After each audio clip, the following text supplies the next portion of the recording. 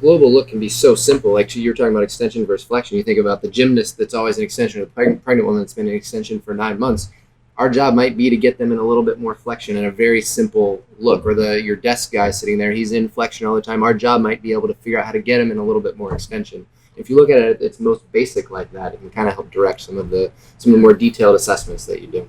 I think it's pretty fun. I like, whenever we have a student come in and we're kind of having some banter and we get a new patient walk in, if I see, and I'll talk with the patient, and if we know it's an eval, and I'll see, I'm like, oh, looks like we got an eval coming. I think it's a back pain patient. I'm like, why do you think that? I'll say, because he's got no ass.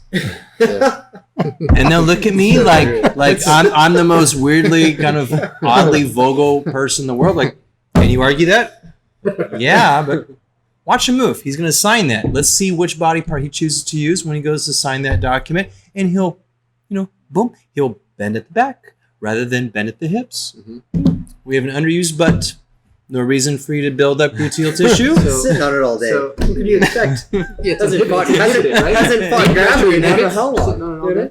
So good story on this with Russ. When I first met Russ would talk about his patients in kind of interesting ways like that. But I remember him saying a couple of times, this person's a lifer. And in my head at the time, I was an undergrad student. I was like, well, what the hell? Isn't he stupid? Like, isn't that a bad thing if they're not getting better?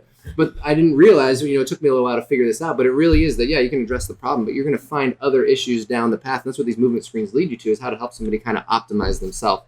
And I think Russ has collected a lot of lifers here, and it's not about them not getting better. It's if they've wrestled, let's say they wrestled for 20 years and they wrestled at a high level, welcome to me. I'm going to know you for the next 20.